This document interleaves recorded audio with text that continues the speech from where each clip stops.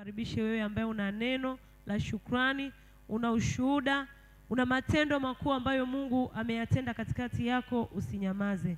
Ni muda mzuri, karibu huko mbele. Ye mbinguni amenifurahisha yakini, kuniambia mwake chuoni ya kuwa ni Yesu pendoni. Anipenda Mwokozi Yesu, anipenda, anipenda, anipenda Mwokozi Yesu, anipenda mimi. Nimuachapo kuli Yesu, anipenda, anipenda, anipenda Mwokozi Yesu, anipenda mimi, anipenda nami kwa kuwa nami Yesu pendoni. Anipenda Mwokozi Yesu, anipenda, anipenda, anipenda Mwokozi Yesu, anipenda mimi.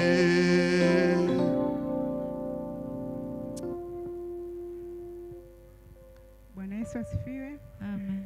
Bwana Yesu asifiwe kanisa.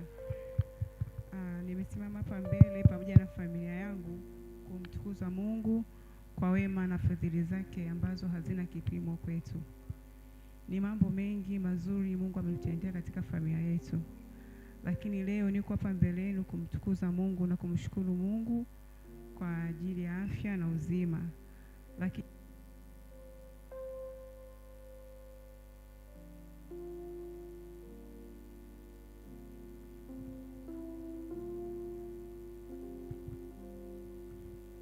Bwana Yesu asifiwe.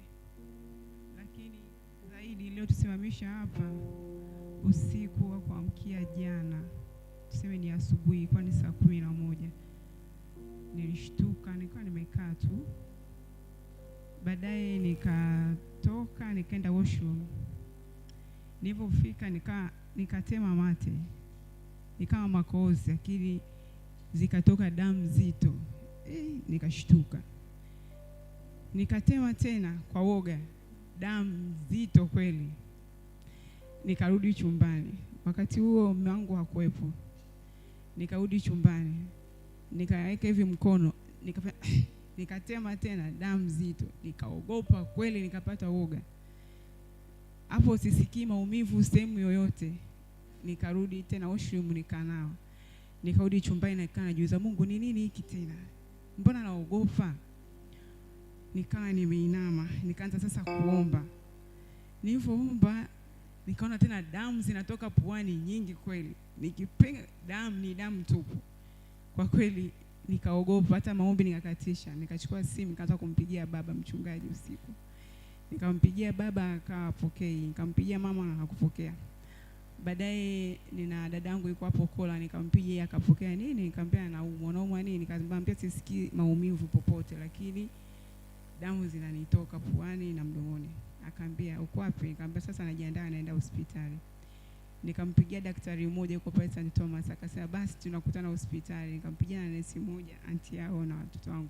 Akaambia tukutane hospitali. Basi nimefika hospitali. Baadaye baba akanipigia. Nikamweleza baba naumwa, baba mchungaji. Nimeshafika hospitali, akasema naomba tuombe pamoja. Tukaomba. Baadaye tukamaliza, nikakaa. Basi nikaa nimetoka, nikaenda sehemu pale nikoe tena nione kama damu zikatoka. Nikakaa kama baadaye kimya, nikapiga kamasi hivi hakuna damu. Nikarudi, daktari hajafika bado. Baadaye akaja akaniandikia vipimo, lakini baadaye akaniambia nichome sindano kwa sababu ya kuzuia damu. Nikachoma, nikarudi. Kama baada ya Kama baada ya muda kidogo, baba mchungaji na mama mchungaji kwa wakawa wamekuja hospitali. Baada ya muda mchache nikaandikiwa vipimo, majibu yakatoka. Kanambia, mbona kila kitu chako kiko vizuri, kila kitu. Basi nikarudi pale kwa kina baba, nikawashukuru, tukafanya tena maombi, wakaniacha wakaondoka. Lakini tangu muda huo mpaka sasa nimesimama hapa, haijarudi tena damu na sijisikii chochote yani. Yaani nipo sawa tu. Sema ile jana nilikuwa na hofu kubwa sana. Lakini sasa namtukuza Mungu sana. Namtukuza Mungu sana. Asante mama, asante baba kwa ajili ya maombi yenu. Asante sana kanisa. Nataka tu niwakumbushe, yani maombi ndio kila kitu. Maombi yani ndio silaha yetu sisi. Bila maombi kwa kweli hatuwezi kabisa. Kuna wakati tunachoka, lakini ukiwa unafanya maombi, kuna maombi ya ziada, nadhani ndio yanatusaidia pia. Kuna wakati unachoka kabisa, lakini kuwa mwaminifu ukaona sali. Kuna wakati huwezi kabisa kusali, lakini kuna watu wanaotuombea na maombi yako yapo yale ya ziada, Mungu anakusikia. Amina.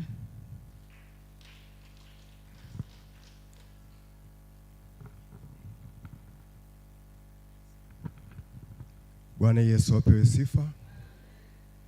Na mimi na familia yangu hatuna budi kumshukuru Mungu kwa matendo makubwa ambayo ametutendea. Ametutendea katika harusi ya kijana wetu na binti wetu Baraka na Angel. Tumemwona Bwana. Haleluya. Haleluya. Hali ilikuwa ngumu, budget ilikuwa ngumu, lakini tumemwona Bwana. Mimi niliumwa kabisa kwa ajili ya shughuli hii. Nikamwomba mchungaji na mama mchungaji atuombee. Kwa kweli maombi yanafanya kazi. Haleluya. Haleluya. Haleluya kanisa. Kwa kweli tumemwona Bwana. Tumemwona Bwana. Tulikuwa na bajeti ndogo ikaja kuwa bajeti kubwa kabisa ambayo ilipita uwezo wetu. Haleluya. Lakini jambo lingine, tunamshukuru Mungu kwa afya njema, anaendelea kutuimarisha, tuna afya njema. Mungu awabariki kwa michango yenu na maombi yenu. Mchungaji, tunakushukuru kwa michango yenu na mama mchungaji, kwa misaada mingine ambayo hatuwezi kuitaja. Mungu awabariki sana. Haleluya. Amina. Bwana Yesu asifiwe. Mungu awabariki kanisa. Mungu awabariki wa mama. Haikuwa rahisi, lakini mimi ninachokiamini, hata kama ukushiriki kwenye mchango, ulituombea, ulitusaidia kutuvusha. Maana pasipo nyie tusingevuka. Mungu awabariki sana. Amina. Bwana Yesu asifiwe. Na mimi kwa majina yangu naitwa Baraka Martin Lupatu, mtoto wa pili wa familia hii.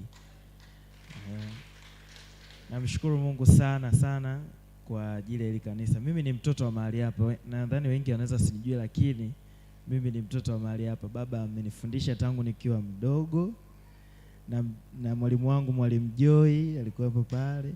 Wote nawakumbuka tangu nikiwa mdogo kabisa, Sunday school.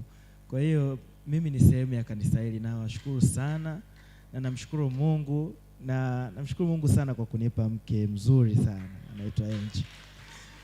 Amina, mbarikiwe sana.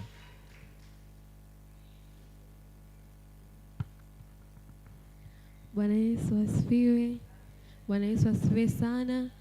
Na mimi pia napenda kuwashukuru kwa namna ambavyo mmetubeba.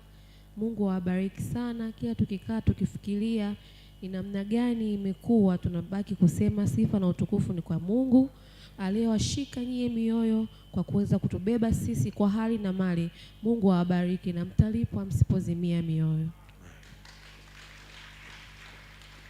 Haya kujua yanipa raha, kumuamini kuna furaha, humpukuza mara shetani, uonayo nami Yesu pendoni, anipenda Mwokozi Yesu, anipenda.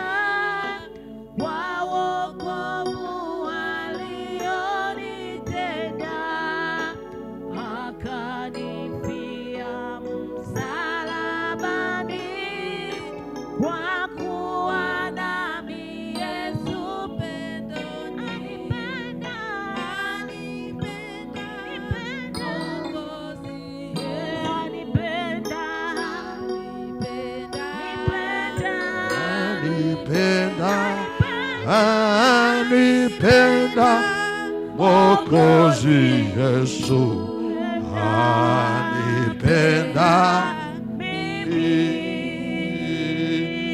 haya kujua yanipa raha, kumuamini kuna furaha, humfukuza mara shetani, uonayo nami Yesu pendoni, anipenda Mwokozi Yesu, anipenda.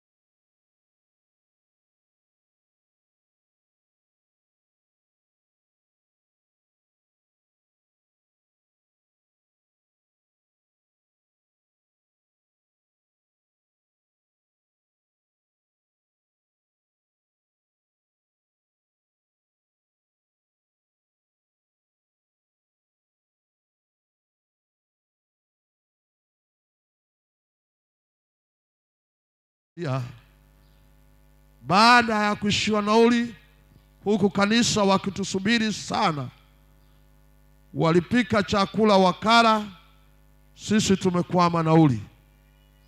Ndoa tulipomaliza, pesa tuliyopata tulimaliza kugawa, kwa sababu tulikuwa na mambo ambayo yalikuwa yanatuhitaji kutoa pesa, na sisi tulikuwa ugenini kule Tunduma. Lakini tulipofika Mbeya tukapata lifti, nikamfuata mtumishi wa Mungu, nikamwambia, Bwana, hapa nilipo natakiwa kwenda Morogoro na bibi harusi, nimekwama. Haleluya, haleluya. Akaniambia hamna neno, akanipa alizokuwa nazo, hazikutosha. Tulizokuwa tunatafuta 8,000. Yaani yote hiyo tulikuwa tunatafuta 8,000. Akaniambia tukaenda ibadani, nikahubiri, tukatoa ibada ya ile mara kwanza, hazikutosha. Mwishoni akasema sasa kila mmoja atoe mfuko yake hapa, alete pesa, tunatafuta 8,000. Kwa kweli najisikia vizuri sana kumwona mtumishi wa Mungu aliye na moyo wa pekee na wa ajabu kwamba ametutembelea leo. Naomba nimlete huko kwenu. Piga makofi wakati anakuja kutuhudumia mchungaji wetu na mtumishi wa Mungu, mchungaji Mwakilima.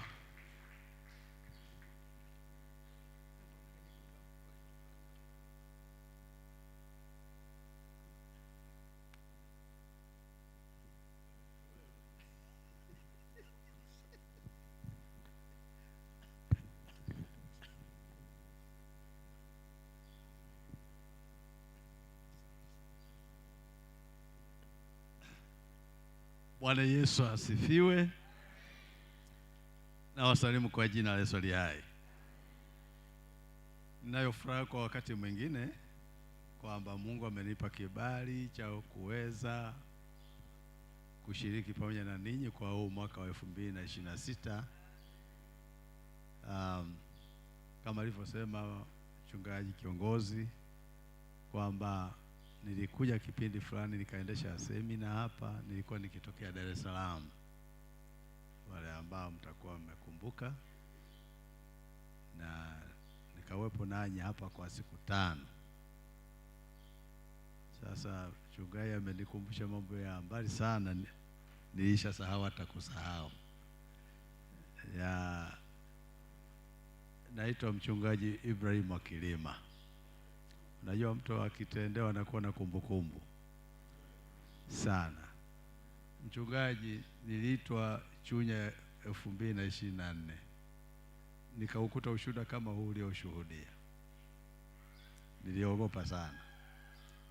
Yule mchungaji akasema kwamba huyu baba, nilikuwa nikiuguza mtoto wangu, nikafikia kanisani kwake Mbeya, akanifadhili kweli kweli. Sitasahau fadhili alizonipa. Huyu ni baba yangu kweli kweli. Nikasema, wapi nilikusaidia bwana? Sawa, uweze kukumbuka wewe. Nikasema, Mungu wangu, naomba nisaidie niendelee kufanya matendo mema. Ukimfanyia mabaya mtu, kumbe naweza kukukumbuka akakuombea mabaya. Yaani hata habari hizi ni za muda mrefu, sina kumbukumbu amesema haya. Niliogopa kwa kweli. Mchungaji wangu na mwangalizi Sadiki Maikonge, Mungu akubariki. Mama mchungaji, Mungu akubariki. Wamenipokea kwa moyo wa upendo sana. Nilipigiwa simu na askofu mkuu kwamba mtoto wake anaoa nishiriki. Kwa hiyo nikasema kwa sababu atakuwa na wageni wengi kule askofu nyumbani kwake, nina ndugu yangu mchungaji Maikonge, nikampigia, bwana nitafikia nyumbani kwako. Sasa inakaribia siku ya kuondoka, ubinadamu kanijia. Sasa naye Maikonge hana ugeni, bora nifikie guest. Sasa kuna mtoto wangu mmoja aliolewa hapa, nilimlea, aliolewa hapa Betheli. Hapo sika kwamba baba anakuja, akapiga simu, nimekuandalia nyumba ya wageni pa kufikia 8. Nikampigia mchungaji asema hamna, mimi nishajiandaa kukupokea, hakuna kwenda kwingine. Nikasema mwanangu, mimi nafikia kwa Mwaikonge, sifikii kwako, ila tutasalimiana tu. Kwa hiyo nimewakuta mlikuwa na maombi, mchungaji akatuma vijana wake kuja kunichukua na gari pale stendi Msamvu. Kwa ufupi tu kwamba Morogoro mimi sio mgeni sana. Kwa nini nasema kwamba sio mgeni sana? Kwa sababu nimewahi kuishi ujana wangu hapa Morogoro nikitokea Tanga. Maisha yangu ya ujana nilianzia kuishi Tanga. Mwaka 80 mwezi wa 5 ndio nikahamia hapa Morogoro. Kwa hiyo hapa Morogoro nilikaa miaka 12. Ndipo nikahamia Mbeya. Kwa hiyo Mbeya nikatumika miaka 20 ya uchungaji wangu. Ndipo nikahamia Dar es Salaam. Dar es Salaam nikatumika miaka 8. Nilipokuwa nakuja hapa kuhubiri nikatokea Dar.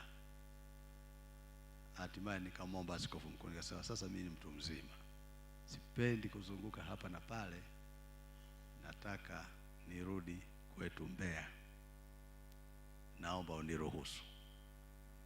Kwa hiyo akanikubali, nikarudi Mbeya. Kwa hiyo niko Mbeya sasa, tangu nimerudi Mbeya ni miaka 7.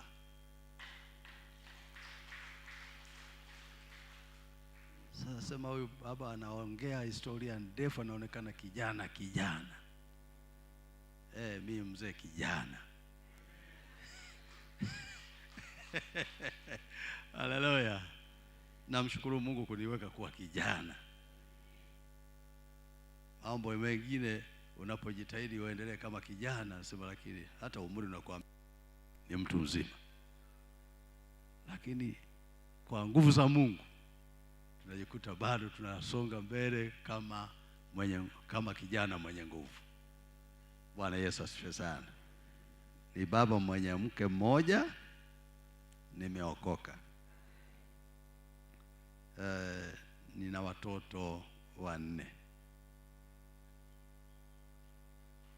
Amen. Katika mazao Mungu alinipa mazao zaidi ya 5, lakini wa kwanza akawa sio riziki, kuyo akatangulia mbele ya haki. Niko hapa Morogoro nilizaa watoto 2, nilipohamia Mbeya watoto 3. Lakini sasa Mungu amenipa zawadi ya kuwa nao 4 na wajukuu 3. Mtoto wangu mkubwa ambaye alifuata kwa marehemu, yeye ni mke wa mchungaji, wanachunga pale Arusha. Na mwingine huyu uzao wa 3, yeye anafanya kazi shirika la ndege pale Dodoma makao makuu. Na mwingine huyu mjasiriamali. Na wa mwisho huyu anafanya kazi shirika la TANESCO Songea. Kwa hiyo tumebaki na mama nyumbani, tunaleana. Tunasaidiana hata kwenda jikoni. Maana tukiwaita wa kutufanyia kazi kwa kuajiri wanatuzingua. Inabidi tuhudumiane sisi kwa sisi. Amen. Na mabinti wa kazi nao wana mambo yao. Wanatoka vijijini wanakuwa wapore kama kondoo. Ukiwapa mshahara, kinunua tu masimu yao yale, basi wanasahau wajibu waliojia. Kwa hiyo kipofu akawa ameona mwezi. Bwana Yesu asifiwe sana. Bwana Yesu asifiwe wapendwa. Haleluya, haleluya. I say mambo makubwa. Mumenibariki sana kuanzia vipindi vyenu vya awali, nyimbo. Wakina mama mmenibariki sana. Mama mchungaji yuko vizuri sana kulea kwaya kina mama, lakini pia nimekuona bado kwenye kwaya kuu unasimama. Mungu awabariki sana sana, na jinsi mlivyo mnapendeza, na jitihada zenu za kuwahi mapema ibadani mmenibariki sana. Endelea hivyo,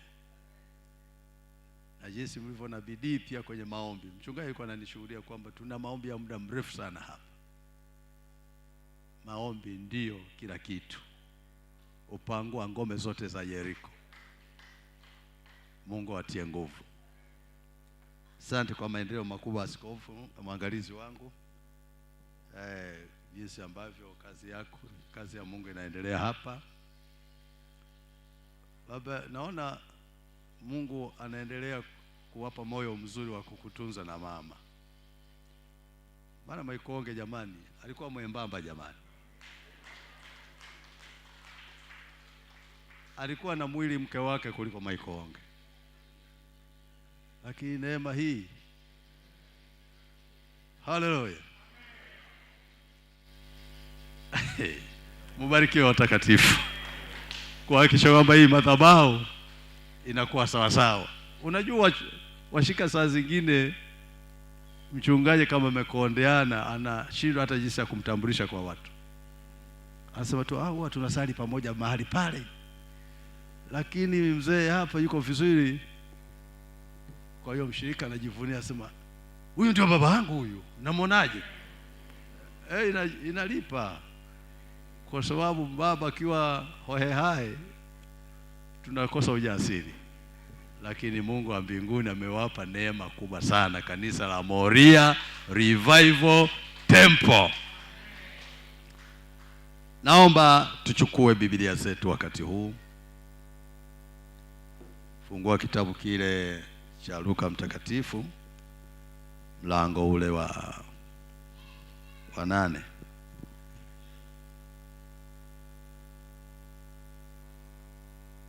Luka mtakatifu mlango ule wa 8. Mwenyezi Mungu Baba uliye mwema na wa haki, umejaa utukufu mwingi na baraka nyingi kwetu watoto wako, uliye mwingi wa rehema na mwenye upendo, ambaye si mwepesi wa hasira kwetu. Usiku na mchana hulali kwa ajili ya kututunza wanao. Umekuwa ngao yetu na mwamba wa kujificha. Maroho yote katika ulimwengu huu yaliyoasi, yasiyopenda haki, yako kinyume na mpango wako, hayataki kuona kwamba watu wako wanakuwa salama. Lakini mkono wako Mungu umekuwa imara na wenye uwezo mkubwa wa kuhakikisha kwamba sisi tunakuwa salama daima. Bariki wakina mama hawa, bariki wakina baba hawa, bariki pia vijana wa kike na wa kiume. Naomba mguso wako wa kipekee katika ibada hii. Mungu, kila mmoja anaporudi nyumbani asema naam, na nimemwona Bwana katika siku ya leo, kwa sababu ndio uliyomwandikia kuona jinsi ambavyo ataponywa na kuwekwa huru na kutiwa moyo mkuu. Bwana akiwa na matumaini makubwa kwamba wewe ni Baba uliyemtoa toka mbali, kabla ya kuwekwa msingi ya ulimwengu. Ulimjua na ukamchagua na ukamweka mahali sahihi. Kwa jina la Yesu, libariki neno lako e Bwana. Lipe mamlaka ya kutuponya na kutuinua na kutupa nguvu zaidi na zaidi, kwa jina la Yesu Kristo Mwokozi wetu. Wote tuseme amen. Nitasoma maandiko kutoka mstari ule wa 40. Hatimaye tutaruka kidogo, tutamalizia pale panapoanza na 49. Neno la Bwana lasema, basi Yesu aliporudi mkutano aliporudi, mkutano ulimkaribisha kwa furaha, maana walikuwa wakimngojea wote. Natazama mtu mmoja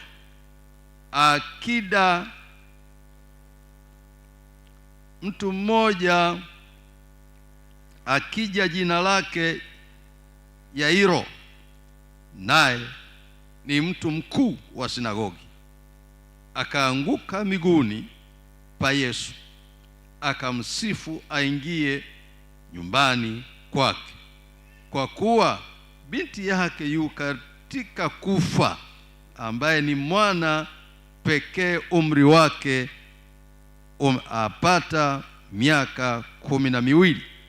Na alipokuwa akisema, makutano walimsonga.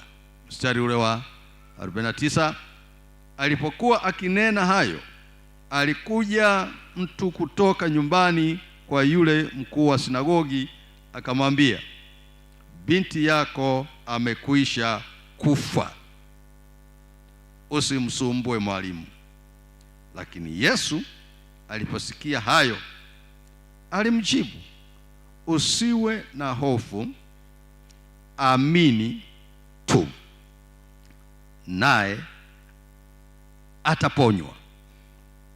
Alipofika nyumbani, hakuacha mtu kuingia pamoja naye, ila Petro na Yohana na Yakobo na babaye yule mtoto na mamaye. Na watu wote walikuwa wakilia na kumwombolezea. Akasema, msilie, hakufa huyu, bali amelala usingizi tu. Wakamcheka sana, maana walijua ya kuwa amekwisha kufa. Akamshika mkono, akapaza sauti akisema, kijana, inuka. Roho yake ikamrejea, naye mara hiyo akasimama. Akaamuru apewe chakula. Wazazi wake wakastaajabu sana, lakini akawakataza wasimwambie mtu lililotukia. Mungu wa mbinguni alibariki hili neno. Mungu wa mbinguni alibariki hili neno. Naomba uniazime masikio yako, lakini pia fungua moyo wako. Siri ya masikio na siri ya moyo. Kumbuka, masikio ni mfano wa mdomo ulio wa kawaida, lakini moyo ni mfano wa tumbo linalopokea chakula. Kwa sababu masikio kama mfano wa mdomo, ndipo mahali tunapowekea chakula, tunatafuna, alafu kinashuka kinaenda tumboni. Kwa hiyo tunacho chakula cha uzima katika mezani pa Bwana, kwamba lazima kile chakula cha uzima kipitie masikioni. Kikisha pitia masikioni, kinashuka mpaka kwenye moyo. Ndio maana Bwana Yesu akasema, heri wenye moyo safi, hawa watamwona Mungu. Lakini nabii Yeremia naye anasema, moyo ni mdanganyifu, una ugonjwa wa kufisha, nani awezaye kujua? Na mwandishi wa kitabu cha Methali vile naye anasema, linda sana moyo wako kuliko vyote kuliko ulindavyo, si ndio? Bwana Yesu asifiwe sana. Unajua, tunapoenda shule au unapotuma watoto shule au kijana binti unapokwenda shuleni, mwalimu anachoshughulika nacho, ashughuliki na umbile ulionalo. Walimu mko hapa wana science, hashughuliki na umbile ulionalo, haijalishi mrembo si mrembo, mweusi au mweupe. Anachoshughulika na wewe ni moyo ulionao. Anacheza na saikolojia yako kwanza, kwenye ufahamu wako. Anakuondoa kule kwenye tamaduni zako au kwenye kile kitu kilichotawala ufahamu wako, ili akurudishe kwenye kusudi uliolijia darasani. Sasa ili ajue kwamba umemwelewa, anakupa test kwamba nafsi yako kama imepokea kile anachokifundisha. Mtapatana kwenye test au mtihani. Hapo ndipo atajua kwamba hii nafsi ilikuwa pamoja na mimi. Ilikuwa si tu mtu aliyekaa umbile la kumtazama na kusikia, kwenye nafsi. Kwa hiyo nafsi, Yesu Kristo alipokuwa akihubiri alikuwa anatumia muda mrefu sana wa kufundisha ili kuijenga imani kwenye nafsi. Na shetani anapotaka kumteka mtu anacheza na nafsi ya mtu. Ndio maana manabii wa siku hizi wa kizazi kipya wanasema kwamba na kusafishia nyota. Maana wameiba nyota yako. Na uchawi wa kisayansi kumuua mtu sio lazima ashike kisu. Anacheza na nafsi yako, tunaita anacheza na saikolojia yako, ufahamu wako, acheze nao, aweke kitu anachokitaka ndani yako kikuchanganye, alafu ufurugika akili. Ndio maana watu wanaenda kujinyonga au nakunywa sumu, kwa sababu nafsi yake imekamatwa kisaikolojia. Kwa hiyo Yesu neno lake ni uzima. Akawaambia Wayahudi, neno langu ni roho tena ni uzima. Kwa hiyo linapokwenda lina mamlaka, lina nguvu kuliko hekima ya wanadamu. Linatenda maajabu yasiyo ya kawaida. Anasema mimi ndiye nikuponyaye, na ndivyo inavyokuwa ukiamini. Anasema nitakubariki kwa neno lake, ndivyo inavyokuwa ukiamini.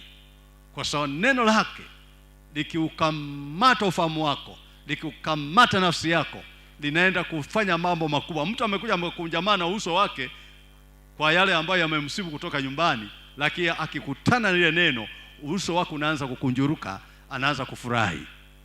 Naona jinsi wanapofanya kazi sana waimbaji hapa. Wanajaribu kuwasogeza watu aina zote. Wengi wamekuja wamevunjika moyo, wamekata tamaa.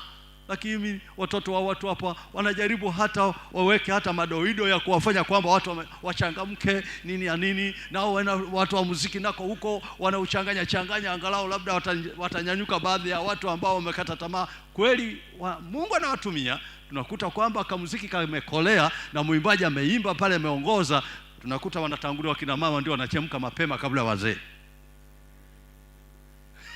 Na sisi tunafuata taratibu. Haleluya. Tayari wametuinua, wametuhamisha kutoka mahali tulipokuwa. Bwana Yesu alikuwa katika mkutano mkubwa. Watu wamempokea. Habari zake wamezisikia kwamba huyu ndio mponya wao, huyu ndio mkombozi wao. Wakati huo huo anakutana na Yairo. Na Yairo alikuwa mmoja ya viongozi katika masinagogi ya Kiyahudi ambayo tungeita makanisa. Sasa huyu baba katika familia yake alikuwa na mtoto mwana pekee wa kike. Huyo wanamtegemea nyumbani. Akaugua homa kali kama andiko yasemavyo. Aliposikia habari za Yesu, alienda naye kumpokea kwenye mkutano mkubwa ili amuombe amsaidie kurejesha uhai wa mwanae, maana yuko mahututi. Lakini pia walikuwa kwenye shida mbalimbali. Akatokea mwanamke mmoja ambaye ameteseka miaka 12 kwa kutokwa damu. Yule mama leo hii tungesema kwamba alikuwa na tatizo la ugonjwa wa kansa ya kizazi. Ameteseka, ametengwa na jamii, wala hekaluni alikuwa haingii kuswali. Na akaangalia kwa desturi ya Kiyahudi aingilie wapi aweze kuomba msaada. ili Yesu amguse. Maana Wayahudi walikuwa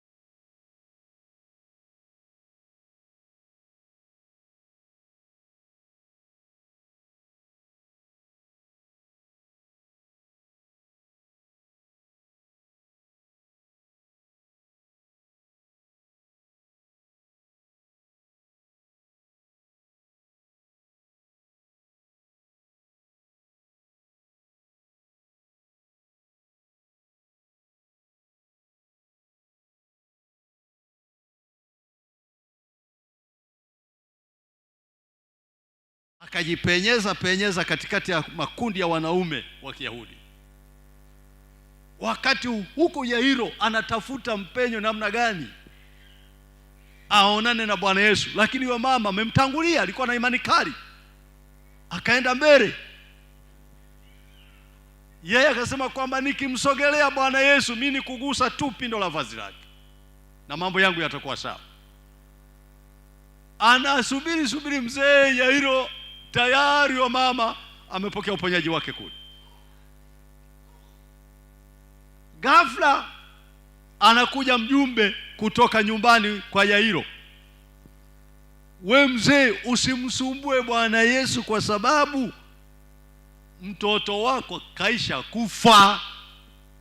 Utawakuta waombolezaji nyumbani kwako. Kumbe Yesu anasikia. Yesu akamsogelea Yairo.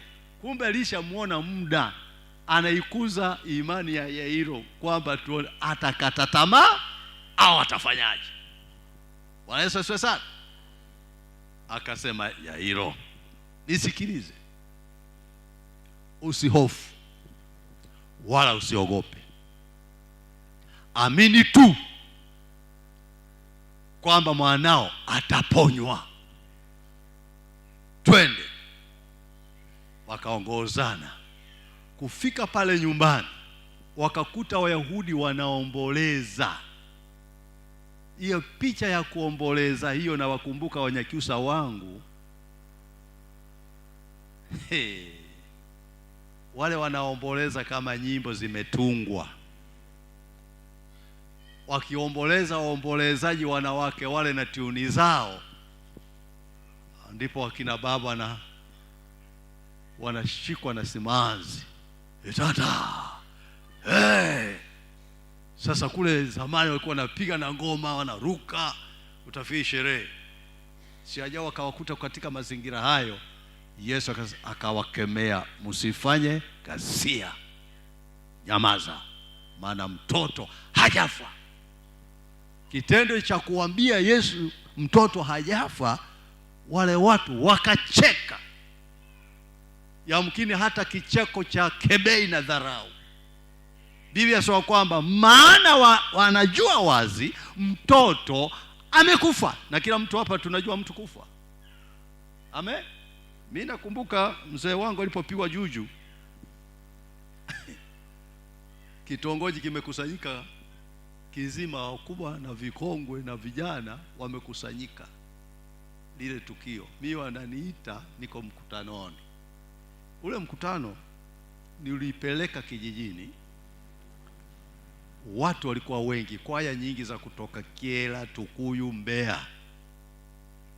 Nikaona kundi la watu ni kubwa, watakula nini? Maana wamehamia kwenye mkutano, wanakula na kunywa hapo hapo.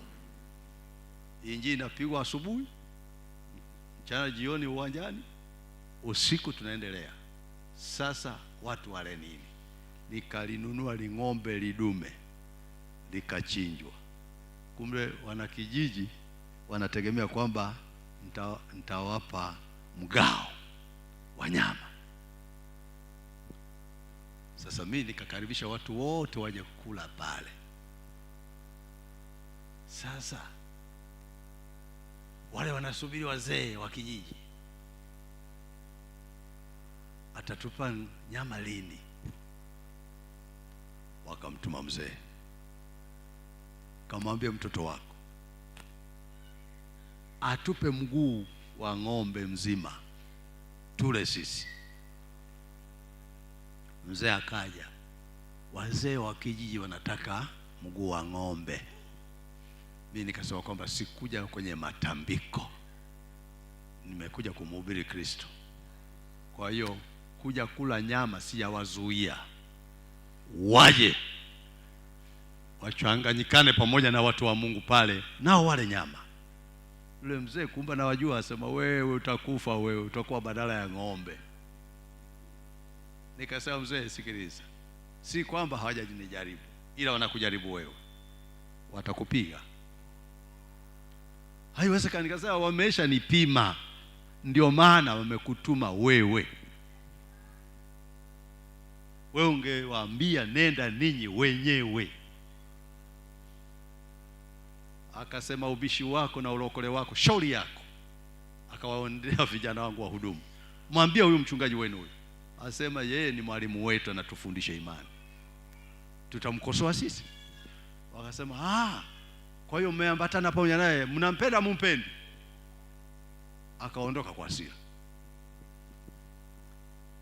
Sasa usiku wa kuamkia Jumamosi, wale wenyewe wenye ufundi wale wakaja ili wapambane na watumishi wa Mungu. Kiongozi wa wachawi ameongoza kundi la wachawi. Sasa tulikuwa na mahema matatu na nyumba zingine nilikuwa wamenipa walimu kuzitumia katika shule. Haya mahema matatu, moja letu si watumishi wahubiri, lingine hili la vijana wahudumu, lingine lile la kuwekea vyombo. Wakalilenga la kwetu. Walipolilenga la kwetu, miali ya moto ikatoka kwenye hema.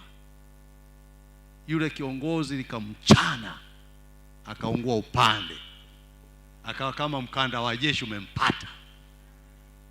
Akasema turudi nyuma, nimejeruhiwa. Asubuhi wanaenda vijana kuwashuhudia mle, kuwakaribisha kwenye mkutano, wakakuta wana kitongoji wanamshangaa, kulikoni mwenzetu, mlikuwa na ugomvi na mke wako, amewakumwagia maji ya moto? Asema hapana. Sasa kule kwetu huwa hawafichi jambo. Mchawi kama ni mchawi anakuambia mimi bwana, mimi mchawi. Akasema tulienda kwenye mahema ya wale wahubiri, maana huyo kijana ametunyima nyama, tunataka tule nyama yake mwenyewe. Lakini sasa bwana, moto katoka kwenye hema, ukaniwahi mimi nilikuwa nimeongoza kikosi, nimeungua. Wanasikiza vijana pale, wasema sasa Mungu alitaka kukufundisha ila uokoka. Sema mimi siwezi nikaokoka. Kumbe wana ajenda na babangu mzazi, kwamba kwa vile mtoto wake Mungu wake ametuunguza, tunamuua yeye mwenyewe. Asubuhi inapofika ile saa 4, mzee kama kawaida yake anaenda virabuni kupata pombe. Anatoka pale nyumbani, anaingia kwenye barabara namna hii, kumbe wamemtegeshea bomu la uchawi. Pigwa bomu barabarani, kilichomwangusha kionekana. Wakambeba hapo haraka nyumbani, watu wakaitana, wakakusanyika, amekufa.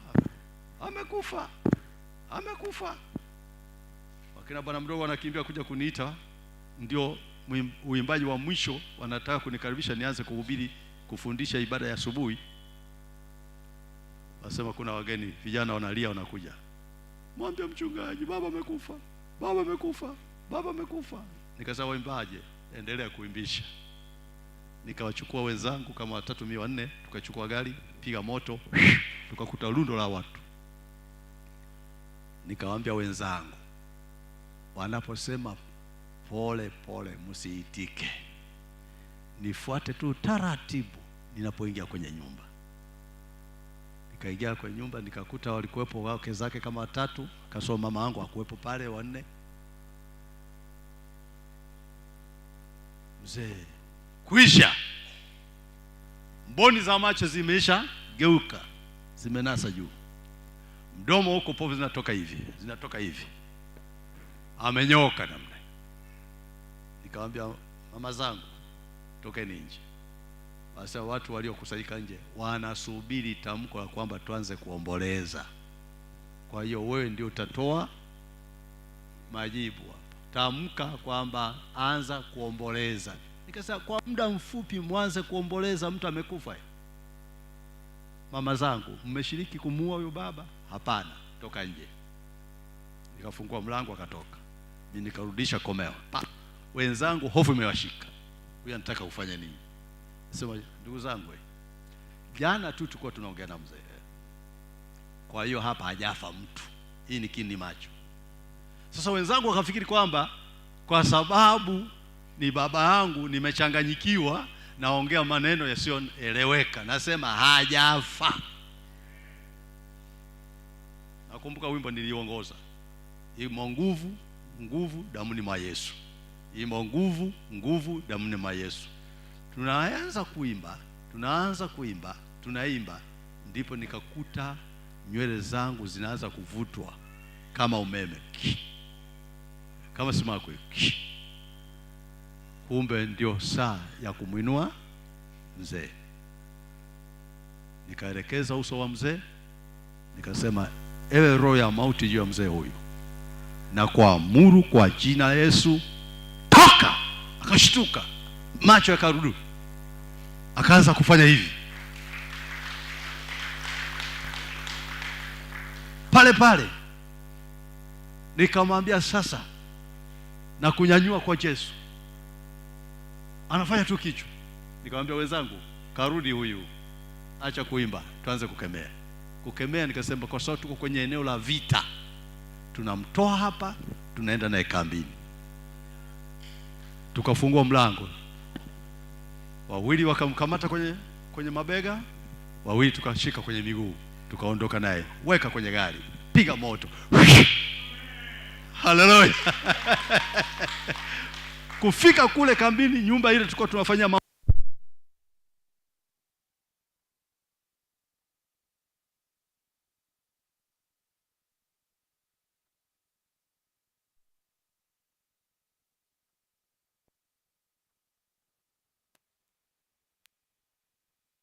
nikasema naomba nisaidie nyumbani.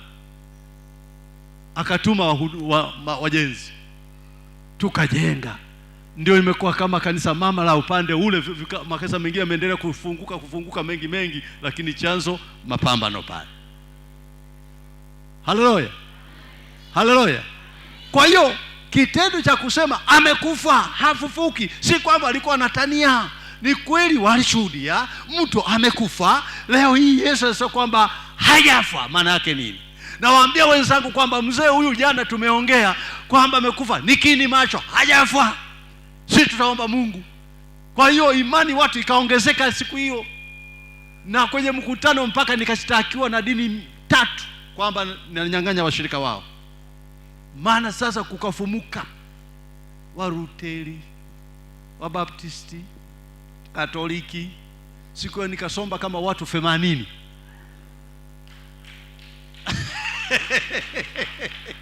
Nikakuta mashtaka yako kwa diwani. Unaitwa mhubiri. Kwenda kule wenzako, bwana wameleta mashtaka hapa kwamba unawashawishi watu wao wanakuja kwenye imani yako. Nikasema nilifikiri kwamba mmesema kwamba mmevunja sheria za nchi. Ni hilo tu Haya, ninyi mmesimama katika lipi?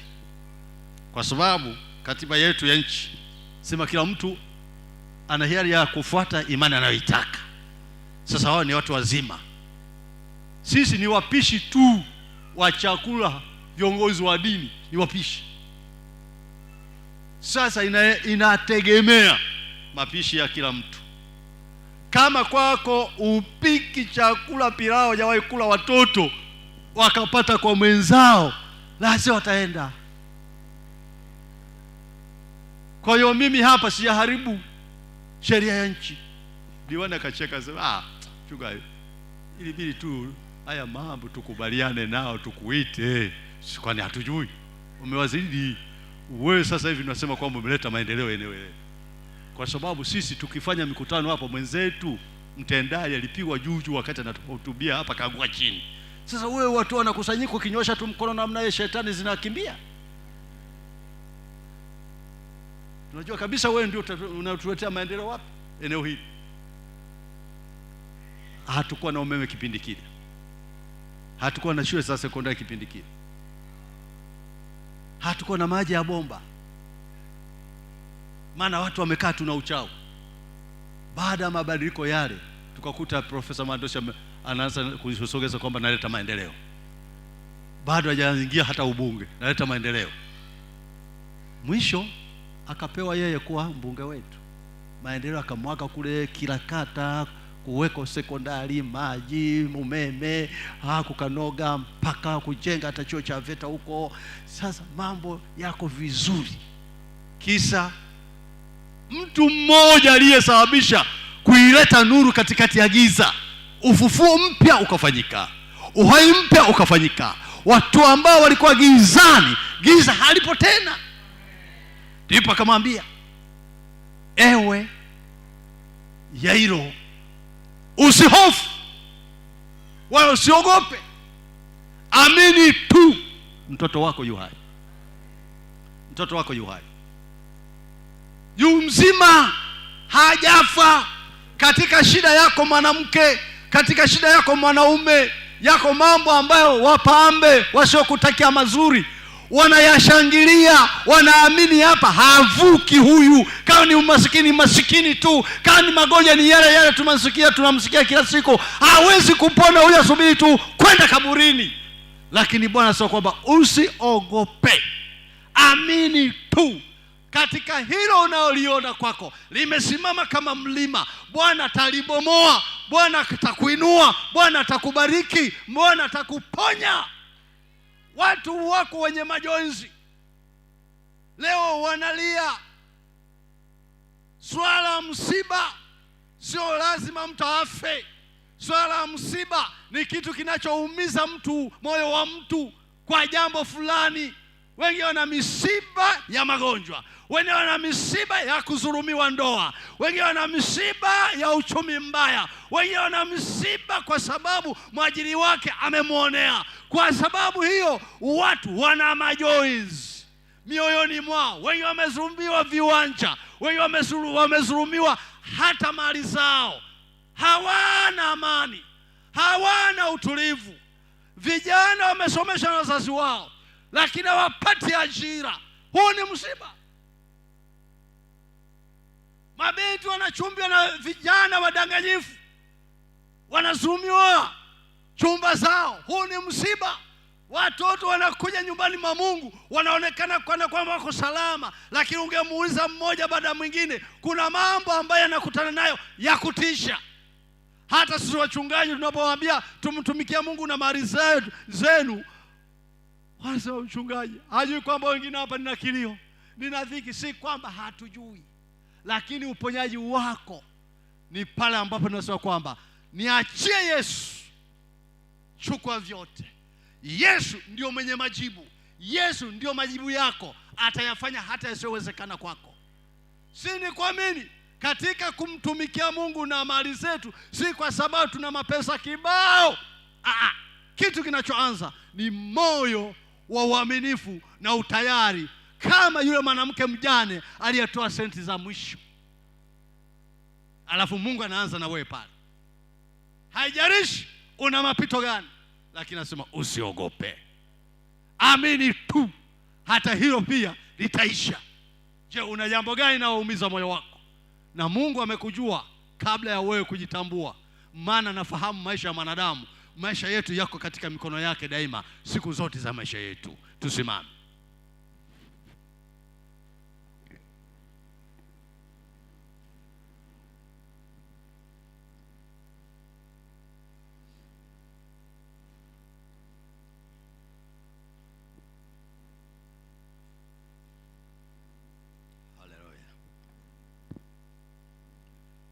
Hebu wakati huu ukiwa umesimama, funika macho yako mbele za Bwana aliye juu. Chukua mkono wako wa kushoto uweka katika kifua cha moyo wako, na mkono wa kulia nyosha mbele za Mungu aliye juu.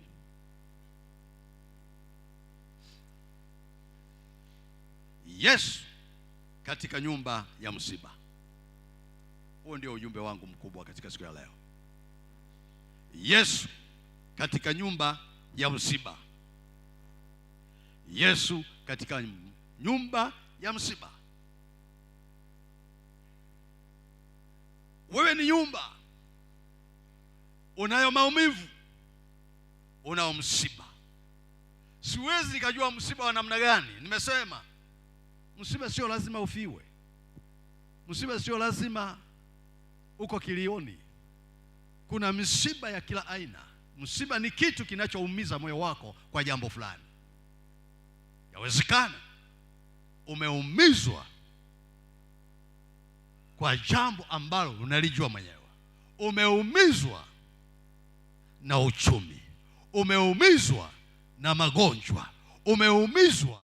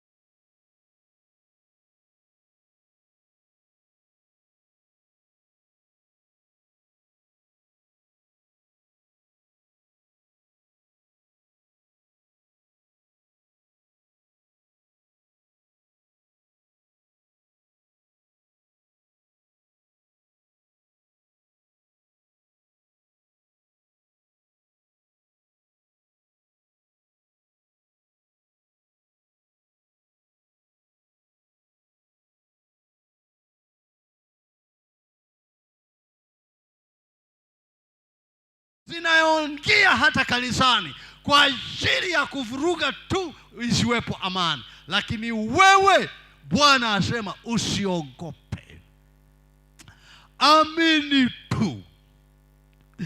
Yairo aliamini.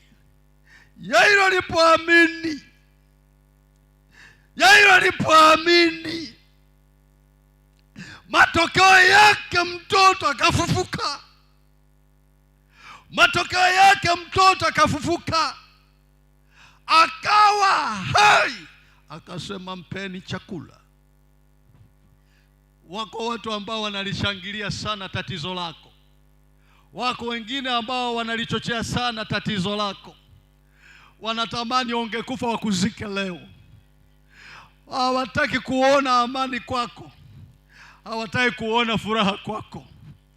Maana shetani anawatumia usiwe na furaha, usiwe na mafanikio, usiwe na utulivu, usifikie jambo jema. Ndio maana tunawaombea ambao hawajaokoka kwamba usiwe mwanadini tu. Yuko tumaini la wokovu wako ni Yesu. Anaweza kukunyofua mahali ulipo pabaya, akakuweka mahali sahihi, ya kwamba utakapoamini maneno haya, Bwana anaenda kutenda. Bwana anaenda kutenda. Na mimi kama mtumishi wa Mungu nimesimama hapa kwa ajili ya kazi ile Bwana ametutuma na ndugu yangu Maikonge. Nasema ya kwamba usirudi nyumbani kama ulivyoingia. Usirudi nyumbani kama ulivyoingia. Rudi nyumbani ukiwa jambo lako limekaa sawa sawa. Ukasema Mungu nimemwona. Sema Mungu nimemwona. Kweli mambo ya watu yamebana, kwenye biashara zao zimeingiliwa, kwenye ofisi zao zimeingiliwa. Wengine ni wafugaji wazuri, lakini hali imekaa vibaya. Wengine wakina mama umeolewa na mume mzuri, na kijana umeoa mwanamke mzuri, mwanamke mzuri, lakini yawezekana bado hamjajaliwa kupata watoto. Bwana asema kwamba usiogope. Hilo pia Bwana atalitanzua. Nalimwona mwanamke mmoja nikihubiri Nonde miaka ya nyuma kidogo. Mama kiongozi wa wanawake kanisani amekata tamaa. Miaka 14 imepita bila kupata uzao. Mume wake akiwa mzee wa kanisa kiongozi. Bwana ananiambia, Ibrahim, nataka nimfungue mama huyu, anataka kwenda kwa waganga wa kienyeji. Kumbe alikata tamaa, mume wake ajui. Anataka waendee waganga wa kienyeji ili wakamfungua apate watoto. Lakini Bwana anasema kwamba mimi ndio mwenye watoto. Mwite! Nikamwita kwa imani. Simjui ni nani. Nikamwambia Mungu ananiambia upo ambao unataka kwenda kwa waganga wa kienyeji, njoo hapa. Bwana anataka kukufungua upate watoto wako halali, njoo. Yule mama kalia kwa uchungu sana. Mwezi ule ule akashika mimba, akaenda Mungu akampa mtoto wa kiume. Jina lake akampa Shira. Sasa nasema hivi, wewe baba, wewe mama, kuna jambo ambalo limesimama kama mlima kwenye moyo wako. Bwana atalivunja.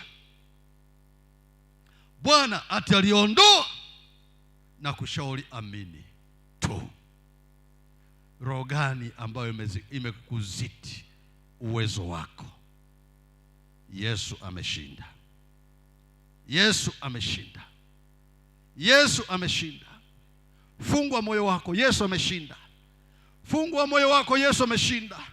Adhabu ya amani yetu Bwana akaivua pale msalabani, akasema imekwisha.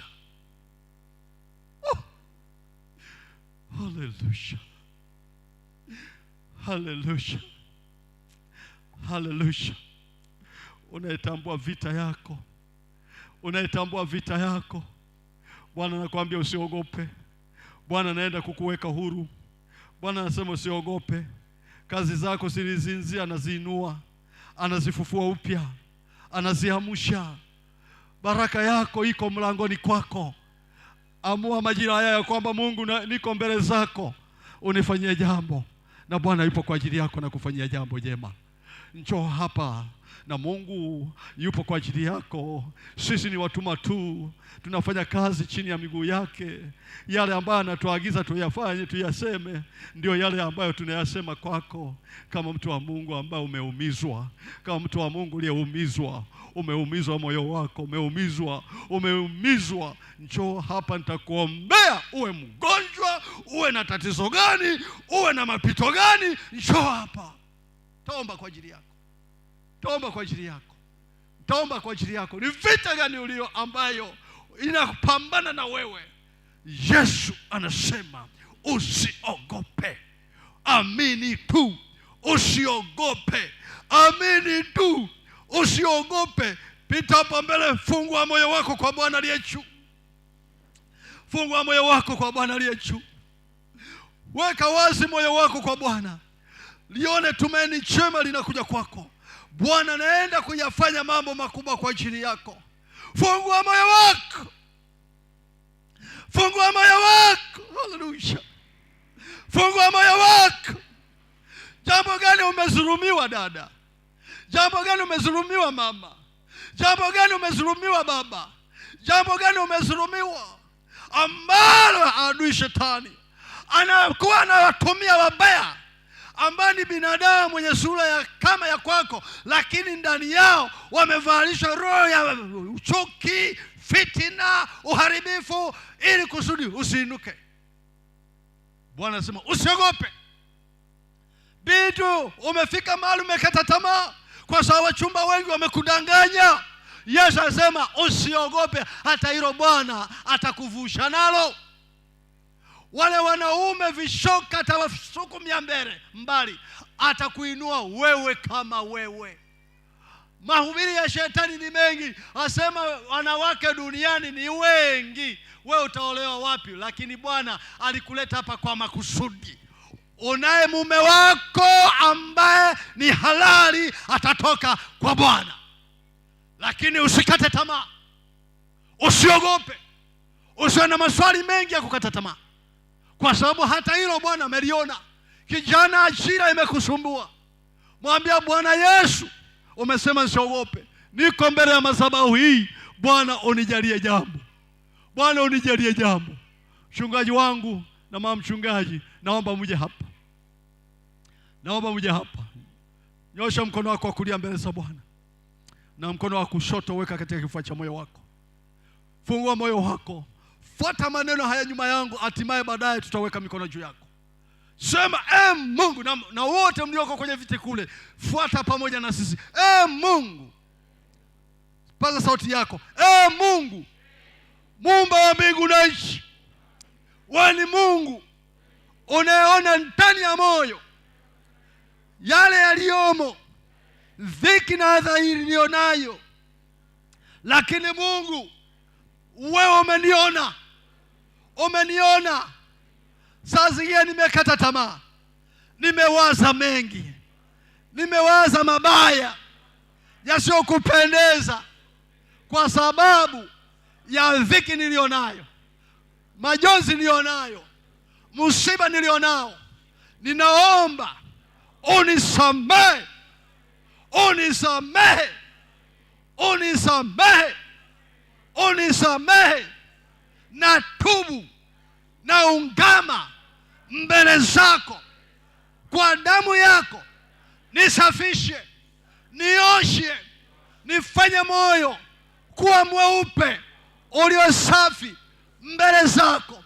Nakubali Bwana, nakubali Bwana kuwa ndiye msaada wangu, kuwa wewe ni msaada wangu, katika jina la Yesu. Asante Yesu, asante Bwana, asante Yehova, asante mwenye nguvu, kwa sababu umeniona juu ya msiba nilionao, juu ya changamoto zangu nilizonazo, kwamba unazimaliza, unaenda kunifufua upya, kunitoa kwenye ile dhiki, kwenye ule msiba wa mapito yangu, katika jina lako Yesu. Bwana na Mwokozi wa maisha yangu, wa maisha yangu.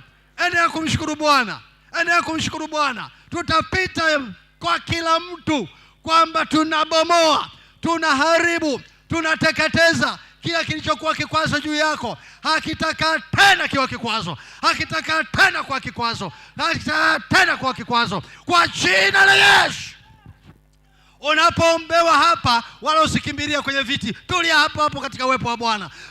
Mungu wa mbingu na nchi hai, tazama watoto wako, watumishi wako wa kike na wa kiume, waliovunjika mioyo kwa ajili ya mapito, kwa ajili ya changamoto mbalimbali, kwa ajili ya yale na yale ambao wamepita nayo. Lakini Bwana ni moto ulao, Bwana uwaguse, Bwana uwaguse, Bwana uwaguse. Na bomoa viambaza vyote, vikwazo vyote, misiba yote, changamoto mbalimbali zinazowakumba wasichana, zinazowakumba kina dada, zinazowakumba kina kaka, zinazowakumba kina mama, kwa kila kitu kilichotembea juu yao, kwa jina la Yesu. Rucha papa papa papa, raba papa papa papa, raba papa papa papa, raba papa papa papa. Funguka. Bwana kupe neema na baraka zake, kwa jina la Yesu. Maonezi ya adui na yavunja juu yako, ya kuachie katika Yesu.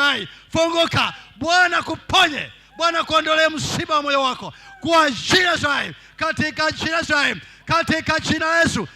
Ewe vita vya kiroho, ewe vita vya kiroho, ewe vita vya kiroho, adui mwovu, mwachie huyo mwanamke, mwachie huyo mwanamke, mwachie huyo mwanamke, na vunja kazi za adui zishindwe kwa jina la Yesu, kwa jina la Yesu.